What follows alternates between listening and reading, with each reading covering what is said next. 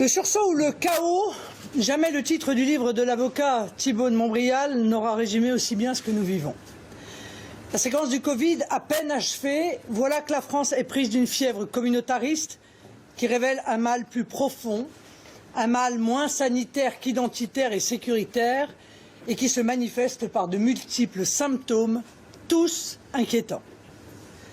La France, qui croyait tranquillement revenir à la vie après une période d'enfermement imposé, s'est réveillée dans les vociférations de haine indigéniste, cette haine raciale sous couvert d'antiracisme et cette haine communautaire s'accompagnant de violences urbaines. C'est avec stupeur que les Français découvrent maintenant les images effarantes d'ensauvagement de la capitale des Ducs de Bourgogne à l'occasion de rixes intercommunautaires surréalistes entre Tchétchènes et Maghrébins. Plus discrètement et dans un silence médiatique quasi général, Nice est aussi le théâtre de ce type d'événements. Ces règlements de comptes violents qui ont été portés à la connaissance du public par les réseaux sociaux constituent la marque d'un séparatisme républicain affiché et affirmé qui s'affranchit de toutes les lois et même de toutes les conventions de notre pacte social. Exhibition d'armes de guerre, armes de poing, fusils à pompe ou pistolets mitrailleurs, parade virile de malfrats éructant devant les caméras, tirs d'armes automatiques en l'air ou contre des installations de vidéoprotection, on ne sait plus si l'on est au Far West ou à Bagdad, dans Orange Mécanique ou dans Mad Max. Derrière ce chaos sécuritaire, il y a l'humiliation de tout un peuple français, dont le pays est sali par des scènes d'une ultra-violence assumée, par la violation ostensible de nos lois, par ce gouvernement de somnambules qui sombre dans le mutisme et l'inertie. Le maire de Dijon, habituellement si prolixe, lorsqu'il s'agit de vanter les mérites du multiculturalisme dont il a fait de certains quartiers un coûteux laboratoire, 135 millions d'euros viennent d'être investis dans le quartier des Grésilles, est apparu bredouillant et groggy. C'est en fait toute une classe politique de droite et de gauche qui se trouve aux prises avec la réalité monstrueuse dans laquelle 30 ans d'errements idéologiques ont entraîné la France. Tout un pays se demande où l'on va. Lorsque chaque jour l'actualité voit le pays des Lumières descendre une marche supplémentaire vers une société décivilisée, ultra-violente et à l'opposé du conte de fées du vivre ensemble qui a nourri jusqu'à l'écœurement les sermons publics durant des décennies. Le séparatisme qu'avait pu, à juste titre, évoquer le président de la République dans un moment de lucidité ne porte plus seulement, comme il le croit encore, sur les valeurs de notre pacte républicain. Il se manifeste désormais par une sécession territoriale armée et judiciaire qui s'affirme sans complexe. Cette situation est d'une gravité inouïe. Elle dépasse le fait divers et doit s'envisager pour notre nation comme un avertissement. Que ceux qui refusent l'amnésie se remémorent la descente aux enfers du doux et placide Liban, qui d'incident en réservation territoriale s'enfonça dans une terrible guerre que des factions étrangères avaient importée. J'appelle les Français à regarder la vérité en face. Il ne s'agit pas seulement, comme veut le faire le gouvernement, de s'interposer entre des communautés, mais de mettre fin sans faiblesse à cette sinistre séquence. Pensez qu'en 3 jours de chaos, il n'y a pas eu la moindre interpellation. Ce qui se passe est un épisode d'un phénomène général. Chaque jour, des mafias agissant en toute impunité, des nouvelles féodalités criminelles ou religieuses, ou parfois les deux, font reculer la République. Le communautarisme ne s'exprime plus dans d'irritantes revendications vestimentaires, alimentaires ou scolaires du quotidien. Il n'adopte plus uniquement la posture de bruyantes et inconvenantes imprécations sur la prétendue illégitimité de la culture française en France. Il ne se limite plus à des appels grotesques à repentance de la part des Français. Le communautarisme ne nous somme plus seulement de déboulonner les statues des grands hommes de notre histoire. Il n'hésite plus à s'affirmer, on le voit à Dijon et à Nice, par des défilés de groupes armés agissant au vu et au su de tout le monde. Nous avons franchi là un palier supplémentaire. Je n'hésite pas à le dire, un palier de trop. En 2017, pressentant cette évolution dangereuse pour la paix civile dans notre pays, j'appelais lors des élections présidentielles les Français à remettre la France en ordre. Un autre candidat qui incarnait ou qui prétendait incarner la modernité des sociétés post-nationales laisse aujourd'hui le pays en voie de déconstruction, dérivé vers une déstabilisation intérieure et peut-être pire.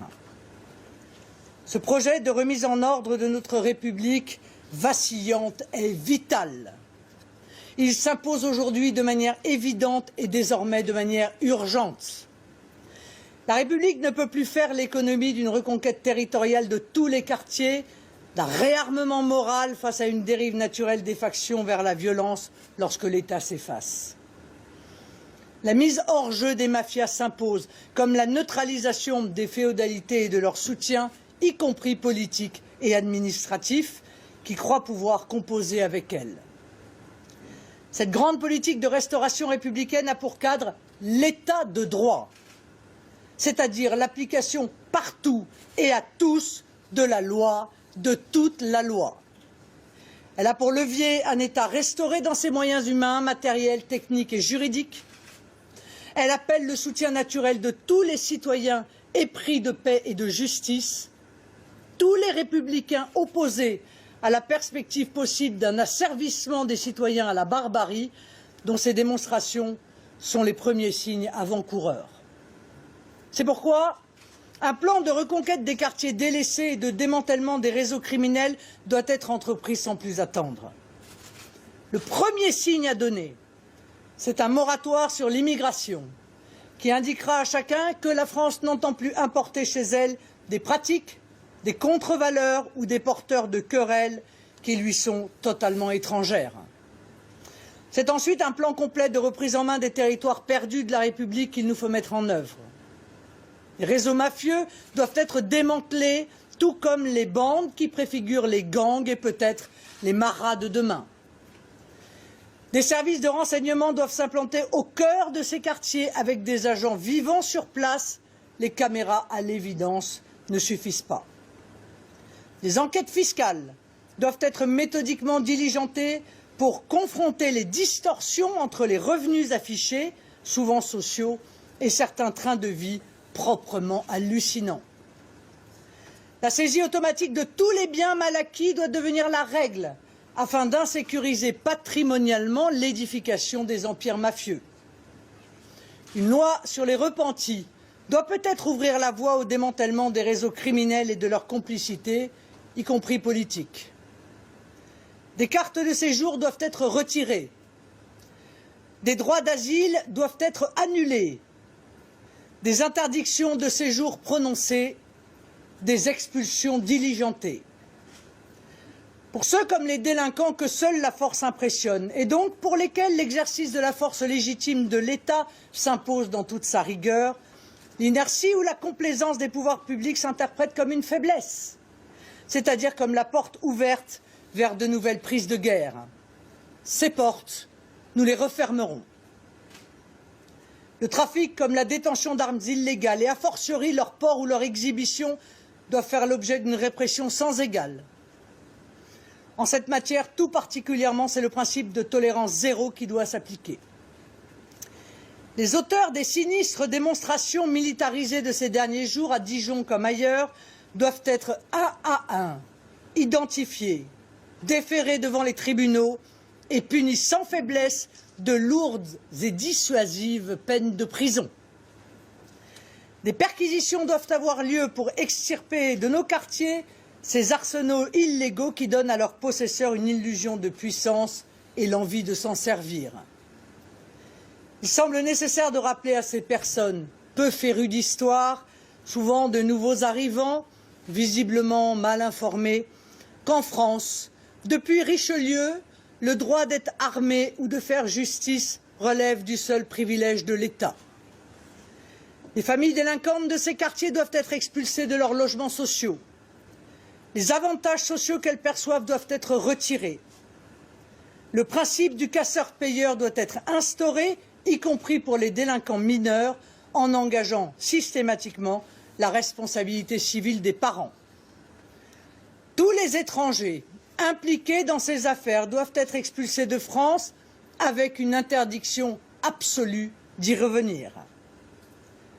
Chacun a conscience que le pays glisse progressivement vers une situation qui peut nous conduire à des conflits intérieurs qui seront peut-être demain irréversibles.